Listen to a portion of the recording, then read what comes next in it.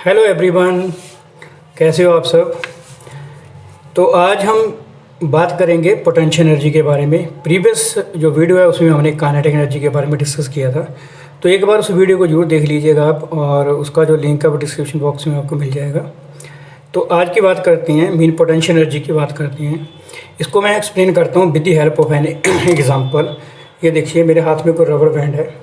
इस rubber band को मैंने स्ट्रेच किया, एक हाथ से मैं इसको यहाँ से होल्ड रखा और यहाँ से स्ट्रेच कर रहा हूँ मैं इसको। अब स्ट्रेच करने के बाद मैंने इसको यहाँ से एक साइड से रिलीज़ कर दिया। अब देखो फिर ये उसी फॉर्म में आ गया, अपने जो इसकी इसकी शेप थी उसी शेप में इसने उसी शेप को द्वारा गेन कर लिया। ये देखिए जैसे रबर बैंड है, इसकी शेप है, इस पर मैंने इसको स्ट्रेच किया और फिर ये वापस उसी शेप में आ गया। अब ऐसा क्यों हो रहा है इसको समझते हैं। क्यों कि हम क्या कर रहे हैं, जैसे हम इसके ऊपर फोर्स अप्लाई कर रहा हूँ, ये फोर्स अप्लाई कर रहा हूँ तो ये कोई डिस्टेंस भी कवर कर रहा है। देखो ऐसे डिस्टेंस, इस पॉइंट से डिस्टेंस कवर हो रही है। तो फोर्स इनटू डिस्टेंस या डिस्प्लेसमेंट बोलूँ तो ये होता है वर्क डन। तो जैसे मैं इसको ऐसे स्ट्रेच कर रहा हूँ तो मैं इसके ऊपर वर्क कर रहा हूँ। अब वर्क इसमें स्टोर हो गया, वर्क जो है इसमें स्टोर हो गया। किस फॉर्म में? पोटेंशियल एनर्जी की फॉर्म में। तो इस पॉइंट पर इसके पास अब क्या है? पोटेंशियल एनर्जी है। अब क्या होता है, जब मैं इसको यहाँ से रिलीज़ करता हूँ, छोड़ता हूँ, तो जो मैंने इस पर वर्क किया था, जो उसके पास पोटेंशियल एनर्जी थी, उसी पोटेंशियल एनर्जी जो इसने गेन कर रखी, उसी पोटेंशियल एनर्जी होने के कारण ये जो है वो दोबारा उसी शेप में आ गया। मीन ऐसे हम इसको समझ सकते हैं कि अगर हम इसके ऊपर कोई वर्क कर रहे हैं तो इसका मतलब ये है कि हमने पोटेंशियल एनर्जी इसको यहाँ पर दे दी, पोटेंशियल एनर्जी इसमें स्टोर हो गई। अब जैसे जैसे देखो हम इसको स्ट्रेच करते जा रहे हैं तो पोटेंशियल एनर्जी इसके ऊपर इंक्रीज़ होती जा रही है। अब पोटेंशियल एनर्जी जब इसमें इंक्रीज़ हो जाएगी तो इसको होल्ड करना हैवी हो जाएगा। तो इस तरह से हम बोल सकते हैं कि पोटेंशियल एनर्जी इस पर धीरे धीरे इंक्रीज़ हो रही है, ऐसे इंक्रीज़ होती चली जा रही है। तो आई होप ये आपको क्लियर हो गया होगा। अब नेक्स्ट एक्टिविटी है इसमें, जो एक्टिविटी है वो क्या है, वो एक स्लिंकी वाली एक्टिविटी आप देख सकते हो। ये भी एक तरह की इसी एग्जांपल से आप समझ सकते हो। ये क्या ऐसे स्प्रिंग टाइप होता है, स्लिंकी एक स्प्रिंग टाइप है। अब देखो स्प्रिंग टाइप है ये। अब मैंने इसको इस तरह से स्ट्रेच करा तो इसका मतलब इसमें एनर्जी स्टोर हो गई, वो एनर्जी थी पोटेंशियल एनर्जी। जहाँ मैं इसको कंप्रेस कर रहा हूँ, जब भी मैं इसको कंप्रेस करूँगा, स्प्रिंग को आप कंप्रेस करते हो, स्प्रिंग क्या करेगा, फिर अपनी पहली वाली शेप में आ जाएगा, जैसे हमने उसको कंप्रेशन फोर्स को हटाया इसमें से। तो एक्चुअल में होता क्या है कि जब भी कोई स्प्रिंग हो गया, कोई रबर बैंड हो गया, रबर बैंड तो चलो हम इसको स्ट्रेच ही कर सकते हैं, कंप्रेस तो कर नहीं सकते, लेकिन अगर स्प्रिंग को हम कंप्रेस कर देते हैं, किसी भी चीज़ को हम जब कंप्रेस करेंगे तो उसमें एनर्जी स्टोर हो जाएगी। और उसी तरह से अगर मैं इसको स्ट्रेच करता हूँ तो भी इसमें एनर्जी आ गई। तो इस तरह से हम समझ सकते हैं कि ये जो एनर्जी है ये स्टोर हो रही है, लेकिन वर्क किया तो हमने वर्क है, और वर्क जो है वो एनर्जी की फॉर्म में इसमें स्टोर हो गया। तो आप इसको याद रखिएगा। तो यहाँ भी लिखा भी है slinky acquire energy when stretched. Slinky में ये कोई स्प्रिंग समझ लो, इस तरह की स्प्रिंग टाइप होती है। और next point, slinky acquire energy when it is compress. को तो कंप्रेस करने पर भी और स्ट्रेच करने पर भी इसमें एनर्जी स्टोर हो जाती है। आई होप ये आपको क्लियर हो गया होगा। अब दूसरी ये जो यहाँ पर एक्टिविटी लिखी हुई है, take a toy car, wind it using a key, तो ये तो आपने नॉर्मली की होगी एक तरह की एक्टिविटी। एक जैसे कार होती है, छोटी टॉय कार है, उसमें क्या है की लगी होती है। की को हम ऐसे ऐसे रोटेट करते हैं, रोटेट किया। रोटेट करने के बाद बच्चों क्या होगा कि जैसे हम उसको फर्श के ऊपर रखेंगे तो वो कार जो है मूव करेगी। क्यों? क्योंकि उस स्प्रिंग में, उसके अंदर एक स्प्रिंग लगा होता है, वो स्प्रिंग इस तरह से कंप्रेस हो जाता है, और कंप्रेस होने पर उसमें पोटेंशियल एनर्जी हो जाती है, पोटेंशियल एनर्जी स्टोर हो जाती है। अब जैसे हम उसको ग्राउंड के ऊपर रखते हैं तो वो पोटेंशियल एनर्जी जो है वो चेंज होकर काइनेटिक एनर्जी में कन्वर्ट हो जाती है। काइनेटिक एनर्जी में कन्वर्ट होने का मतलब है कि बॉडी जो है वो, जो कार जो है, टॉय कार है, वो मूव करने लगती है। तो आई होप इतना आपको क्लियर हो गया होगा। अब बात करते हैं आगे।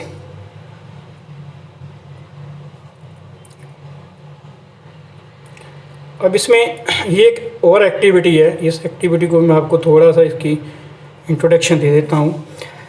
Lift an object through a certain height.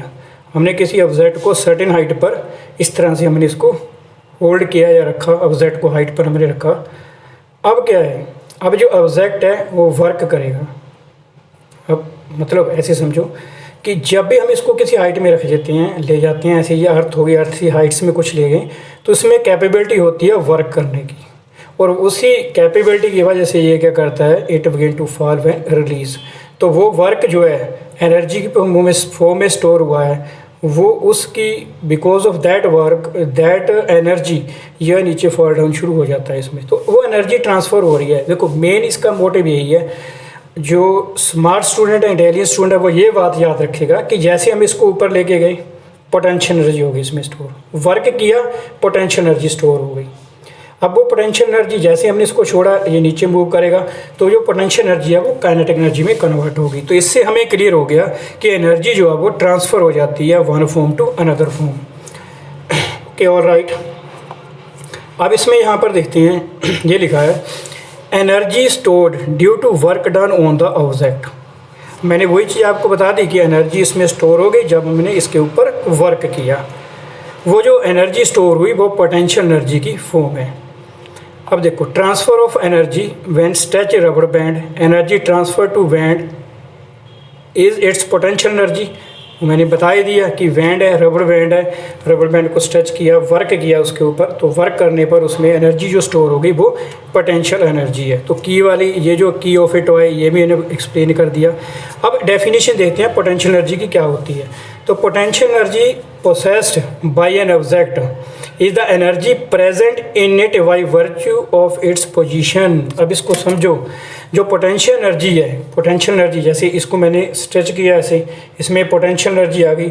ये जो पोटेंशियल एनर्जी है इस ऑब्जेक्ट की, ओके, ये जो पोटेंशियल एनर्जी है इस ऑब्जेक्ट की, इसमें प्रेजेंट है वो पोटेंशियल एनर्जी, वो क्यों है, because of its virtue of its position, इसकी पोजीशन से है, यहाँ से जो इसकी कॉन्फ़िगरेशन है किस तरह की ये बनी हुई है। तो आपको ये याद रखना है कि पोटेंशियल एनर्जी क्या होती है, energy possessed by the object by virtue of its position और कॉन्फ़िगरेशन। ओके, आगे बात करते हैं इसमें। ये एक एक्टिविटी और है, सॉरी, इस एक्टिविटी को देखो, ये देखा ही होगा आपने, यहाँ से इस स्ट्रिंग जो लगी हुई है इसको इस तरह से खींचा, तीर को खींचा और तीर जो है वो आगे मूव कर गया। क्यों? क्योंकि हमने इसको पीछे खींचने के लिए वर्क किया, और वर्क वो स्टोर हो गया जब हमने होल्ड किया हुआ है इसको। जैसे यहाँ से समझ लेते हैं हम, ये देखो इस वे में समझो आप, ये इसको हमने क्या करा, इस तरह से यूँ यूँ किया, खींचा, ऐसे फोर्स लगा रहे हैं, तो अब इसमें पोटेंशियल एनर्जी स्टोर हो गई। अब जो पोटेंशियल एनर्जी स्टोर हो गई, जैसे हम इसको रिलीज़ करते हैं, ऐसे छोड़ते हैं, तो तीर जो वो आगे जाता है। क्यों? क्योंकि उसकी पोटेंशियल एनर्जी काइनेटिक एनर्जी में कन्वर्ट हो जाती है और जो एरो है वो मूव करता है आगे। ओके, नेक्स्ट पेज पर बात करते हैं। नेक्स्ट पेज आपका ये है potential energy of an object at height. अब मैंने आपको क्या एक्सप्लेन करा कि इसको रबर बैंड को मैंने खींचा, इसमें जो है एनर्जी स्टोर हो गई, पोटेंशियल एनर्जी इसमें स्टोर हो गई, इस पर वर्क हुआ था। अच्छा, अब पोटेंशियल एनर्जी ऑब्जेक्ट की हाइट के साथ वो क्या है कि जैसे ऑब्जेक्ट को हम हाइट में लेके जाते हैं, ऐसे ही यहाँ से मान लेते हैं कोई ऑब्जेक्ट है, जैसे मेरे पास अभी फ़िलहाल इस पेन को ही ऑब्जेक्ट मान लो, ऑब्जेक्ट को हम ऊपर लेके गए हाइट में। जैसे अब ऑब्जेक्ट कि जैसे जैसे हम ऊपर जा रहे हैं ना, इसकी एनर्जी रिलीज़ हो रही, एनर्जी इसमें सॉरी रेज हो रही है, इंक्रीज़ हो रही है एनर्जी हाइट के साथ साथ। ओके, तो हम वर्क डन कहाँ कर रहे हैं, अगेंस्ट द ग्रेविटी कर रहे हैं। ग्रेविटी नीचे लग रही है और हम इसको ऊपर की तरफ लेके जा रहे हैं। तो ये जो वर्क डन हुआ अगेंस्ट ग्रेविटी, हमने जो वर्क दिया किसी ऑब्जेक्ट पर, वो उस ऑब्जेक्ट पर वर्क किया, अगेंस्ट ग्रेविटी किया, उसमें एनर्जी स्टोर हो गई, उस एनर्जी को ग्रेविटेशनल पोटेंशियल एनर्जी बोलते हैं। तो आपके लोग याद रखना ये पॉइंट, सॉरी। तो ये है energy present in such object is called gravitational potential energy, मतलब work done on its against gravity. अगर ग्रेविटी के अगेंस्ट वर्क हो रहा है, देखो ग्रेविटी तो नीचे लग रही है, हम उसको ऊपर लेके जा रहे हैं। अब इसको और एक्सप्लेन करते हैं with the help of an diagram. ये डायग्राम यहाँ पर आप देख पा रहे हो, डायग्राम है यहाँ पर। जो डायग्राम है इसमें क्या लिखा हुआ है कि ये ग्राउंड है यहाँ पर, ओके, और ये जो है डायग्राम में देखो ये ऑब्जेक्ट है।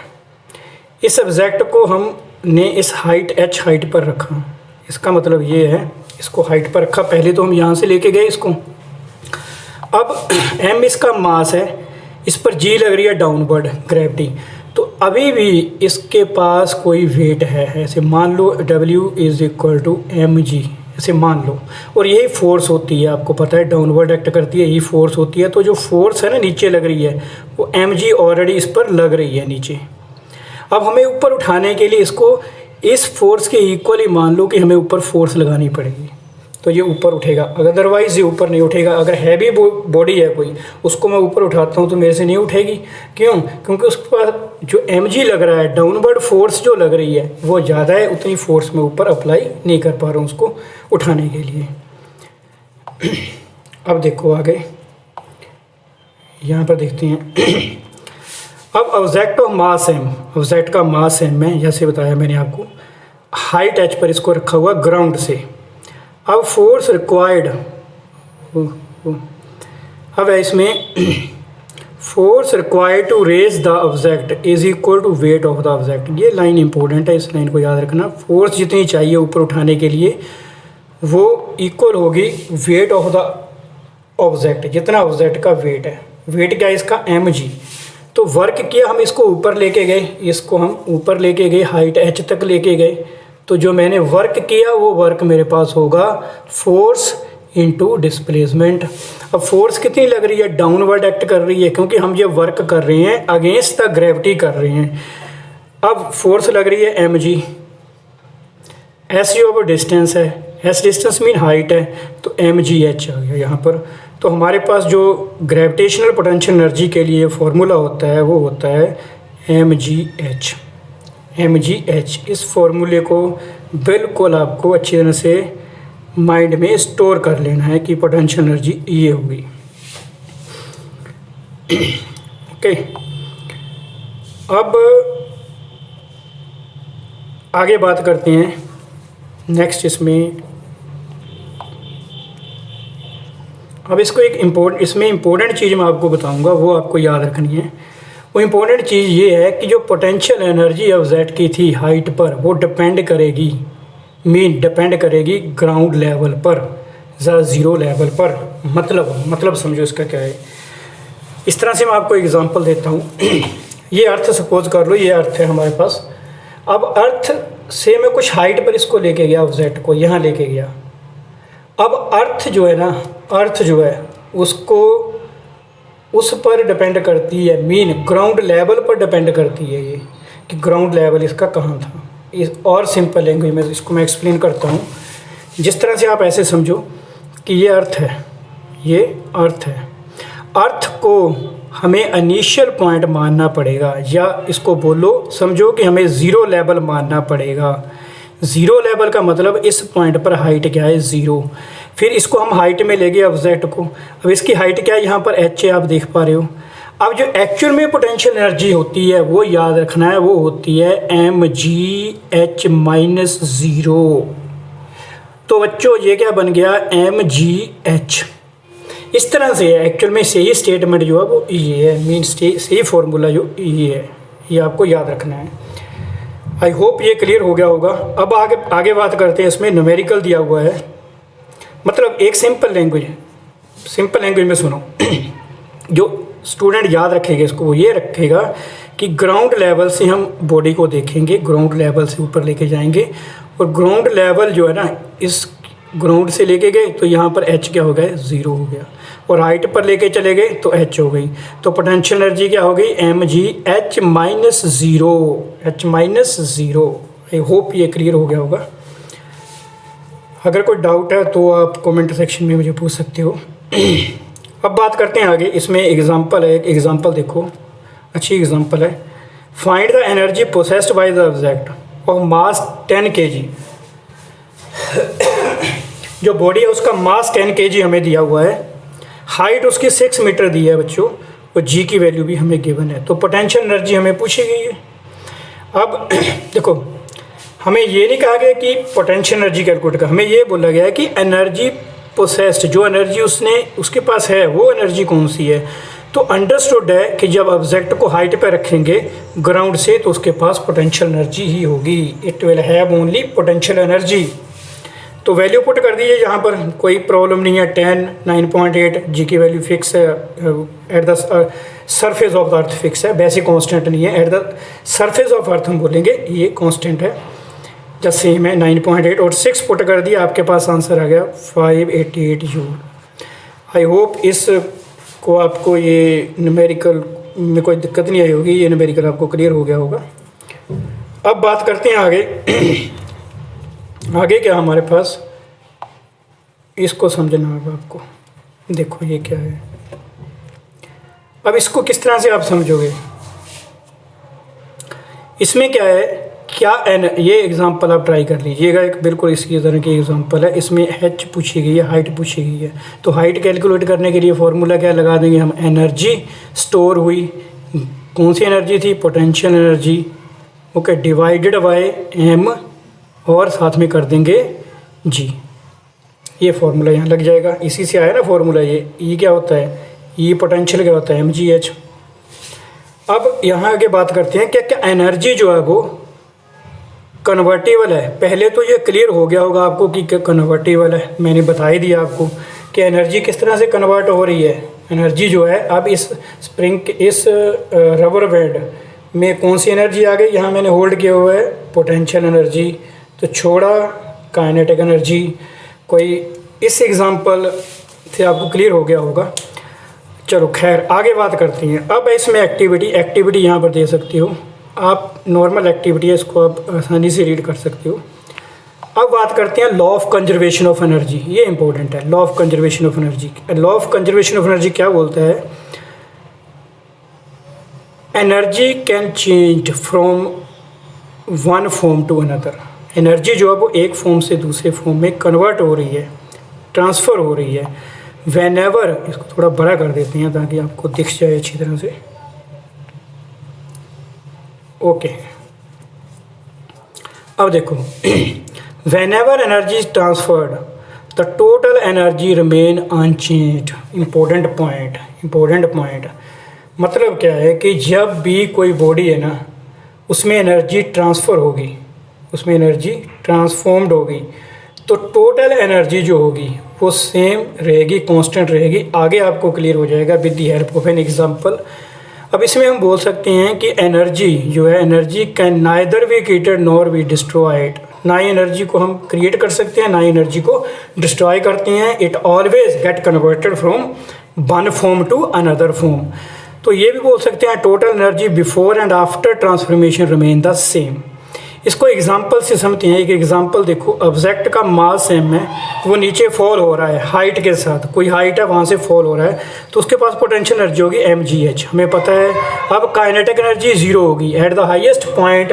काइनेटिक एनर्जी ऐसे इसको ऊपर लेके गई तो काइनेटिक एनर्जी इसकी क्या है, ज़ीरो। काइनेटिक एनर्जी जीरो है, इसके पास ओनली पोटेंशियल एनर्जी है। अब इसमें बिकॉज वेलोसिटी इज ज़ीरो, तो हो गया ये। तो total energy of the object is mgh। mgh कैसी एनर्जी आई इसकी, mgh पोटेंशियल एनर्जी है इस ऑब्जेक्ट के पास, काइनेटिक एनर्जी ज़ीरो है इसकी, तो टोटल एनर्जी दोनों को ऐड कर दिया mgh प्लस ज़ीरो, तो mgh पोटेंशियल एनर्जी आ गई। अब जैसे हम इसको रिलीज़ करेंगे, हम क्या करेंगे, उसको रिलीज़ करेंगे। 1 मिनट बेटे, 1 मिनट वेट करना।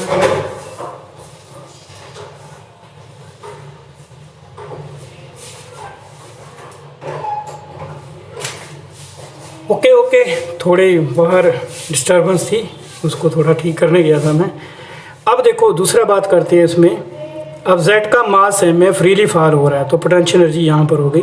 अब वेलोसिटी ज़ीरो है, अब टोटल एनर्जी होगी mgh। अब energy of the object mgh है, तो potential energy change into kinetic energy, potential energy change into kinetic energy. तो वेलोसिटी ऑफ द ऑब्जेक्ट, जो वेलोसिटी ऑफ द ऑब्जेक्ट है एट ए given instant, kinetic energy उसकी 1/2 mv² होगी। अब ये continue fall हो रहा है नीचे, कंटिन्यू फॉल हो रहा है, तो क्या होता है, जैसे ऑब्जेक्ट के पास पोटेंशियल एनर्जी है, जैसे ही नीचे आएगा पोटेंशियल एनर्जी इसकी कम हो रही है और काइनेटिक एनर्जी इसकी इंक्रीज़ हो रही है। फिर से सुनो, ऑब्जेक्ट यहाँ पर है, इसके पास पोटेंशियल एनर्जी है अब जैसे इसको हमने रिलीज़ किया, यहाँ से मूव किया, तो इसकी जो पोटेंशियल एनर्जी है वो क्या हो रही है, डिक्रीज़ हो रही है, काइनेटिक एनर्जी इंक्रीज़ हो रही है। अब जैसे ये ग्राउंड पर पहुंचा तो हाइट इसकी 0 हो गई, हाइट 0 हो गई तो पोटेंशियल एनर्जी, अब यहाँ पर देख सकते हो वहाँ पर भी सम होगा potential energy plus kinetic energy का। तो kinetic energy would be largest, mean जब ये ग्राउंड को टच करेगा ना, ऐसे ऊपर से आए, ग्राउंड को टच करने से पहले काइनेटिक एनर्जी मैक्सिमम होगी, पोटेंशियल एनर्जी 0 होगी। तो भी पोटेंशियल एनर्जी 0 तो हम बोल सकते हैं तो टोटल एनर्जी जो है वो यही रहेगी। अब इतनी डिस्कशन के बाद हमें ये पता चल गया जो पोटेंशियल एनर्जी होती है, मीन जो टोटल एनर्जी होती है वो होती है potential energy plus kinetic energy इस फ्री फॉल में। अब देखो the sum of kinetic energy potential energy वो क्या होती है, मैकेनिकल एनर्जी। अब देखो हमें क्या मिला, फ्री फॉल ऑब्जेक्ट में पोटेंशियल एनर्जी इसकी कम हो रही है, ओके। अब इक्वल अमाउंट में कम होगी, कैसे, जितनी पोटेंशियल एनर्जी कम हो रही है उतनी काइनेटिक एनर्जी इंक्रीज हो रही है, ये याद रखना आपको। तो ये था हमारे पास इसमें ग्रेविटेशनल पोटेंशियल एनर्जी के बारे में इनटू काइनेटिक एनर्जी के बारे में। ओके बेटे, तो वीडियो से फ़ायदा हुआ तो अपने फ्रेंड्स के साथ वीडियो को शेयर करिएगा और चैनल को सब्सक्राइब कर लिया, इट्स ओके, नहीं किया तो इसको कर लीजिएगा। Thank you so much for watching this video. और नेक्स्ट वीडियो में हम बात करेंगे पावर के बारे में। ओके।